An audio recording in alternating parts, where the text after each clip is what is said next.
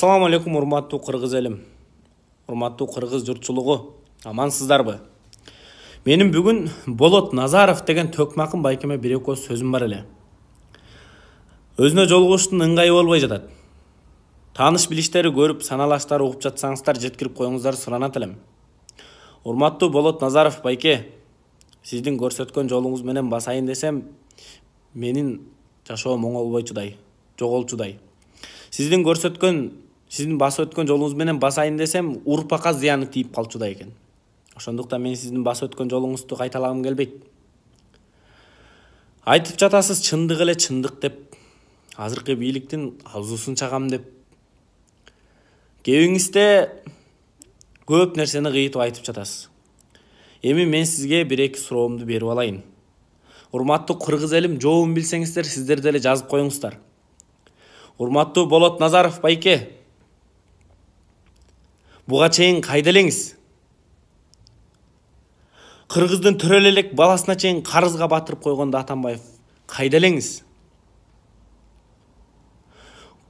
Дачасы окуясында бир эмес, бир нече үй бүлө кырылып калганда кайда элеңиз? Кой Таш окуясында бейгүнөө спецназдар өлүп, бейгүнөө лейтенант сержанттар жабыркап калганда кайда элеңиз? Анысы мейли айтып жатасыз. У жутуп отурасыңар, кумтөрдүн уусун жутуп отурасыңар дейсиз. Кумтөрдө алтын толо кезде кайда элеңиз, анда айтып чыкпайт белеңиз? Ошол кезде алтынды өзүбүзгө алып калалык, кумтөрдү каздырбайлык, эч кимге бербей Кыргызстандын пайдасына иштесин деп кыйкырып чыккан бир адамды камап койгондо кайда элеңиз?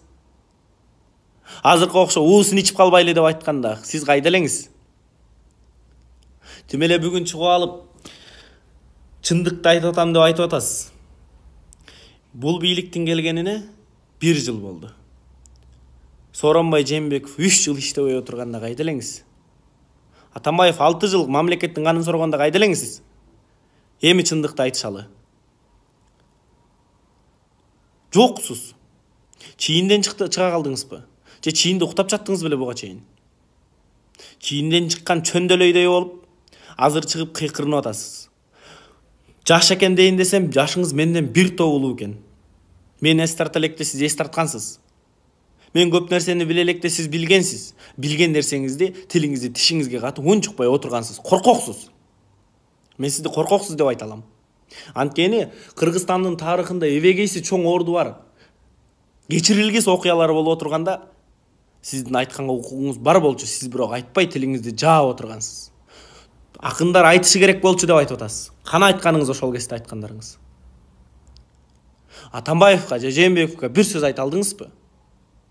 Азыр айткандарыңызды карапайым эл жаман көрсө, сизди сооротуп койгон окшойт, ал фейк троллдор деп. Ошол сиз фейк троллдор деп аткан элдин бардыгы карапайым эл болуп эсептелет. Билбесеңиз билип алыңыз. Фейк тролль деген эмне экенин билесизби сиз биринчи? Сиз мени да айтышыңыз мүмкүн фейк тролль деп. Мен лицомду көрсөтүп, мен сизге ачык айдын кайрылып атам. Кыргызстанда негизи бир эле киши бар болчу, карапайым элди фейк тролль деген. Экинчиси сиз болдуңуз. Эми урматтуу Болот Назаров байке, айта берсе көп. Буга чейин тилиңизди тишиңизге катып отурганыңыз айдан ачык көрүнүп турат. Мен сизден суранат элем. Калыстык болом десеңиз, калыс болом десеңиз, буга чейинки Кыргызстандын тарыхында кечирилгис окуялар тууралуу дагы изилдеп чыгып айтыңыз. Эки дос эле эки дос дейсиз.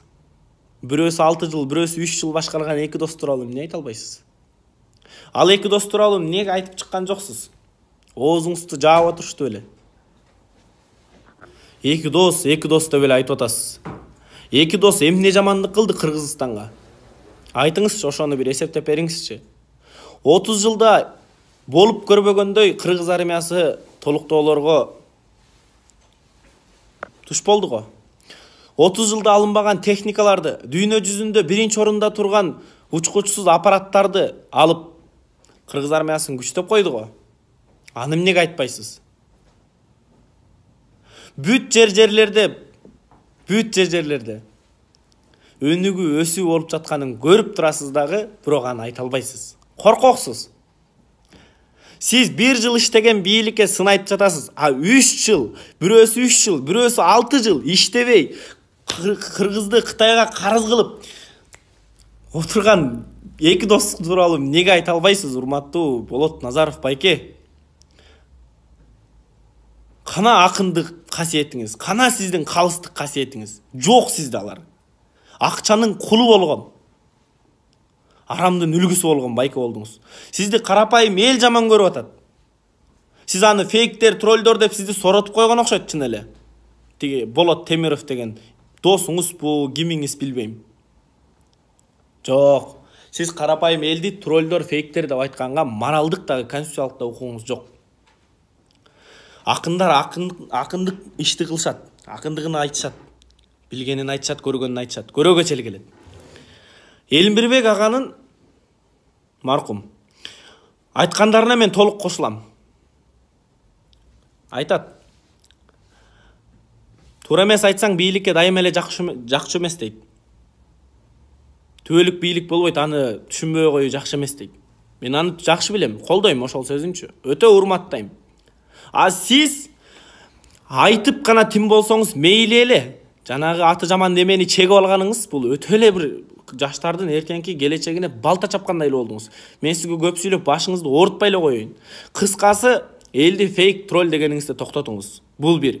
Экинчиси, калыс карасаңыз буга чейинки Дача суу окуясын, мейли Койтош окуясын, адамдар каза болгон окуяларды айтып берейин эмеске. Ошол эки окуяны эле изилдеп чыгып айтып коюңузчу. Кечеги пандемияда Жээнбеков бир бекер маска тарата албай койгон ошо Жээнбековду айтып чыгыңызчы. Матраимов тууралуу айтып чыгыңызчы, мейли мына натапош эле кетели. Айта албайсыз, коркоксуз. Урматтуу кыргыз элим, Болот Назаров байке менен мен сахналашмын деп койсом болот. Мен да комузчумун. Кыргыздын кылым карыткан касиеттүү комузун, энпонун арам иштерин аралаштырганга Болот Назаровдун моралдык укугу жок. Мен ал нерсени бетине да айта алам, жолукканда да айта алам. Урматтуу кыргыз элим, чындыкка тике карай турган кез келди. Батыштын жугундукор, жалданма иттерине алданганыңызды токтотолу, урматтуу кыргыз элим. Мен силерге чын жүрөктөн айтып жатам. Жаштар, келгиле, эсибизге келелик. Тиги катып айтып коюптур, тиги минтип коюптур дегенибизди токтотолук. Балким мен да кээ бир жерден туура эмес сүйлөп алаттырмын. Мен ал үчүн алдын ала кечирим сурайм. Кыз болсо энесин коркутат болбойм мен силерге окшоп. Урматтуу көпөстөр, ушундай аңарда токтотуп калгыла, тыйып калгыла өзүңөрдү. Эгер тыйбасаңар, эл толкуса жаман болот. Эл силерди жаман көрүп атат, урматтуу эки болот. Эки досту эмес, эки болотту жаман көрүп атат. Кылган кылыгыңарды жаман көрүп атат. Качан Кыргызда ошентип жүрчү эле? Эгерде жөнөкөй карапайым элдин баласы ошентип гашиш менен, ошентип дүңк менен кармалганда, эмгиче байкуш СИЗОго кирип кетмек, колонияга кирип кетмек. Акын деген атың болгон үчүн болот. Аман калдың, аман калдың. Эсиңе кел, эсиңди жый байке.